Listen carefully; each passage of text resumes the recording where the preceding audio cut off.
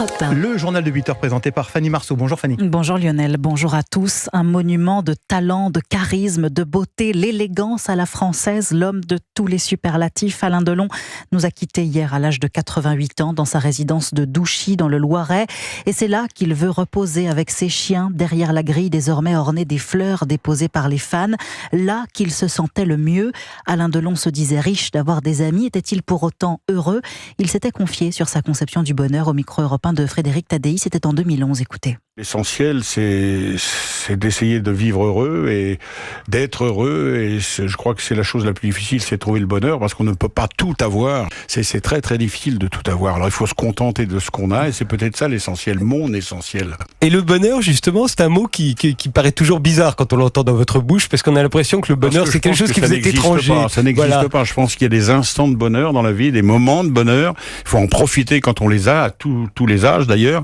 Mais le vrai bonheur, le bonheur permanent, enfin, il y en a peut-être qui le connaissent, je ne sais pas, ils sont peut-être différents de moi, ils font peut-être autre chose aussi, peut-être que, je ne sais pas, dans leur domaine ou leur métier, ils sont heureux, mais moi je pense que le bonheur n'existe pas. La voix d'Alain Delon en 2011 au micro de Frédéric Tadei, archive Europe 1, comme vous en entendrez tous les jours cette semaine, puisque Europe 1 va multiplier les hommages à Alain Delon. À commencer par aujourd'hui, de 11h à 13h dans Europe 1. Et vous ne manquez pas le premier épisode du podcast signé Pascal Praud, Destins extraordinaires, qui raconte le parcours d'Alain Delon, sa vie et son œuvre. Une œuvre colossale, plus d'une centaine de films, entre Quand la femme s'en mêle, c'était en 1957, et sa dernière apparition au cinéma, Face à un miroir, en César, dans Astérix et Obélix en 2008.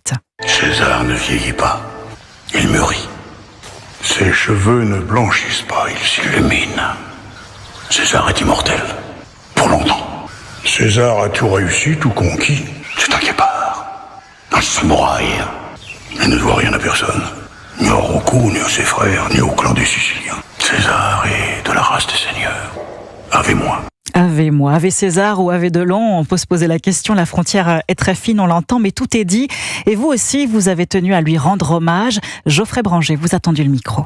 C'était un homme extraordinaire, la piscine avec Romy Schneider, Jane Birkin. Il est très connu en Allemagne. Il paraît très français, représentatif du cinéma français, non ? Ça fait mal au cœur parce qu'on l'a toujours connu. C'était un très bon acteur et très beau. Il a fait de très grands films, bien sûr Le Guépard, etc., Le Samouraï, toute cette période-là. Puis il y avait l'acteur et puis l'homme. L'homme m'a toujours beaucoup ému. Ses valeurs. C'était un homme debout, fier. On est orphelin de ces personnages-là aujourd'hui dans le cinéma français. Un propos recueilli par Geoffrey Branger. La France orpheline, donc d'une certaine façon, elle a perdu un homme au charisme et à la beauté légendaire. Et on est fin, car chez Delon, tout a toujours été question d'instinct. C'est ce que soulignait hier soir sur Europe 1 son ami, l'animateur et comédien Bernard Montiel. Alain Delon a toujours été, comment dirais-je, comme un animal. Il agissait tout à l'instinct. Quand il avait envie de tourner un film, c'était d'abord une histoire et un metteur en scène. Et il a été très attaché à ces metteurs en scène, même s'il s'engueulait avec eux. Je veux dire, il marchait à l'instinct, donc personne ne pouvait le diriger dans ses choix. Il faisait ce qu'il voulait, même s'il avait Georges Beaune, qui a été plus qu'un agent pour lui, son meilleur ami sans doute. Il marchait à l'instinct, c'est un animal, c'est un félin.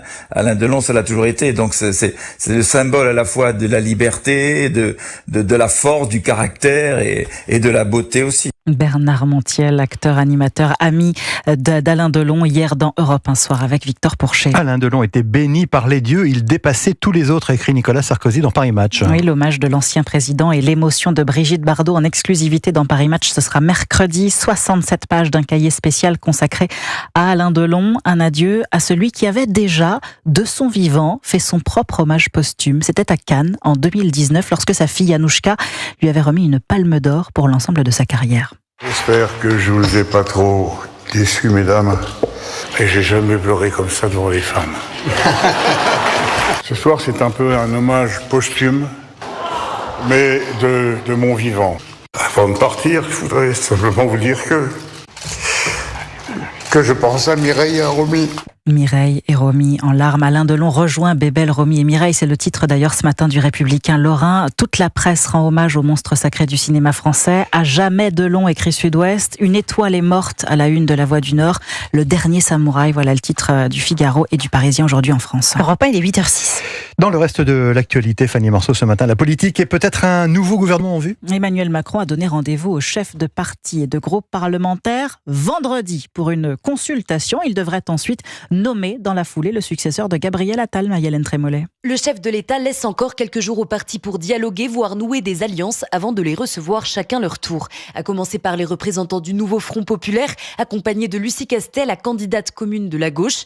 La gauche qui tente de faire pression sur Emmanuel Macron par une menace de destitution lancée hier par LFI et immédiatement tuée dans l'œuf.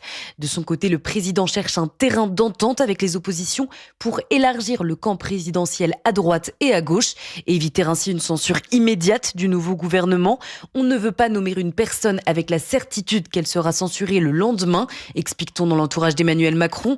En clair, ce que cherche le chef de l'État pour succéder à Gabriel Attal, c'est une figure politique capable de rassembler un nombre de députés suffisant pour sortir du piège d'une assemblée ingouvernable. Si les noms de Bernard Cazeneuve, Xavier Bertrand ou encore Michel Barnier, anciens ministres et commissaires européens, circulent depuis plusieurs semaines, de nouveaux profils semblent susciter un certain intérêt, comme celui du maire de Saint-Ouen, Karim Bouhamran, ou encore celui de l'ancien patron de Michelin et actuel patron de Renault, Jean-Dominique Sénard. Marie-Hélène Trémollet du service politique d'Europe 1. La menace de destitution de la France insoumise rejetée en bloc par tous ses partenaires du nouveau Front populaire, le Parti socialiste la jugeant par ailleurs impraticable puisqu'elle suppose une majorité des 2/3 dans les deux assemblées. Aux États-Unis, Kamala Harris, bientôt officiellement candidate du Parti démocrate pour la présidentielle. Oui, la vice-présidente de Joe Biden est arrivée hier soir à Chicago où débute aujourd'hui la convention démocrate.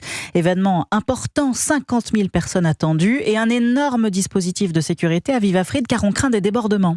Oui, le spectre de la Convention de 1968 pèse toujours sur Chicago et les démocrates. À l'époque, des manifestations contre la guerre du Vietnam avaient dégénéré en affrontements ultra-violents, diffusés en direct à la télé. Des émeutes et une répression qui avaient choqué et s'étaient soldées par l'élection du candidat républicain Richard Nixon. Aujourd'hui, des milliers de manifestants, essentiellement pro-palestiniens, sont attendus à Chicago, où ils appellent à marcher sur la Convention. Manifestation autorisée au nom du premier amendement qui garantit la liberté d'expression. Mais le chef de la police de la ville, Larry Snelling, affirme que ses troupes sont prêtes. Nous voulons que les gens exercent leurs droits protégés par le premier amendement. Et nous le protégerons. Mais nous ne pouvons pas promettre qu'il n'y aura pas d'arrestation s'ils commencent à être violents ou à commettre des crimes. La sécurité est maximale avec un périmètre d'accès très contrôlé, car certains manifestants les plus radicaux veulent à tout prix faire capoter le rassemblement pour punir Joe Biden et Kamala Harris de leur soutien à Israël. Aviva Fried, correspondante d'Europe 1 aux États-Unis. Retour en France avec une semaine très particulière qui s'ouvre aujourd'hui à Paris. Oui, après les 80 ans du débarquement qu'on a célébré en grande pompe, la capitale s'apprête à célébrer dimanche les 80 ans de sa libération. Les résistants parisiens avaient joué un rôle déterminant, les policiers aussi. Ce sont eux qui, le 19 août 1944, il y a donc 80 ans jour pour jour, avaient repris la préfecture parisienne, marquant ainsi le début de l'insurrection de Paris. Le récit de Yoann Madec. 19 août 44, 7h du matin. Des policiers se rassemblent sur l'esplanade de Notre-Dame. Ils sont en grève depuis plusieurs jours. Le 15 août, les gardes vichistes les ont chassés de la préfecture. Ce matin, un complice leur ouvre la porte et ils reprennent les lieux armés de leur seul pistolet de service. Mais la victoire est encore loin, comme l'explique Christian Chevandier, historien spécialiste de la période. On est quand même dans Paris occupé, avec les Allemands qui sont là, les Alliés qui sont à 200 km. Dans l'après-midi, les Allemands essayent de reprendre la préfecture avec de l'infanterie, avec des chars, et les policiers les repoussent. C'est la première fois où des cocktails Molotov sont utilisés à Paris, un char qui flambe, les deux autres se retirent. La nuit tombée, les insurgés traversent la Seine et prennent le contrôle de l'hôtel de ville de Paris. Le lendemain, les escarmouches avec les forces allemandes se multiplient. Faute d'équipement, les combats sont durs, souligne Christian Chevandier. Au début, il n'y a pas grand monde qui a des armes.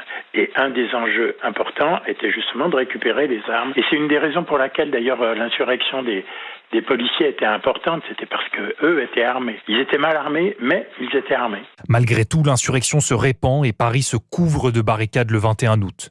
Il va maintenant falloir tenir jusqu'à l'arrivée des Alliés. Yoann Madec, la libération de Paris, série à retrouver toute la semaine dans votre journal de 8h sur Europe 1. Merci, c'était le journal de Fanny Marceau. À tout à l'heure, Fanny. La météo des plages, ma chère Estelle Lafont, quelle ambiance sur le sable et dans l'eau ce matin ? Lionel, je vais vous emmener dans un endroit dont vous m'avez parlé la semaine dernière, à Fouesnant, dans le Finistère. Cet après-midi... La plage du Cap Cause. Du Cap Cause, très tout à fait. précisément. Très précisément. Eh bien, il fera justement sur cette plage 21 degrés cet après-midi, sous de belles éclaircies, 19 degrés dans l'eau, un petit peu frais quand même pour moi, et un indice UV de 7. Au Sable d'Olonne cet après-midi, quelques nuages bourgeonnent dans le ciel, mais il fait tout de même 21 degrés, 1 degré de moins dans l'eau, indice UV de 7 également. Et si on descend vers Argelès-sur-Mer en Méditerranée cette fois-ci, 30 degrés cet après-midi, sous de belles rafales de vent quand même, 50-60 km/h, 23 degrés dans l'eau et un indice UV de 7 également. Et enfin sur Bonifacio, il fait encore beau maintenant, mais attention aux orages cet après-midi, 26 degrés ressenti 36, ce sera étouffant sous les nuages, baignade à 28, même si on ne vous la conseille pas, indice UV de 7 aussi, et un bon vent aussi qui va se lever 40 km/h en moyenne. Dans un instant, 2 invités sur Europe 1, Philippe Labro et Jack Lang. On évoque avec eux la disparition d'Alain Delon, l'homme derrière l'artiste et la trace qu'il laissera dans le cinéma et aussi dans la société française. À tout de suite.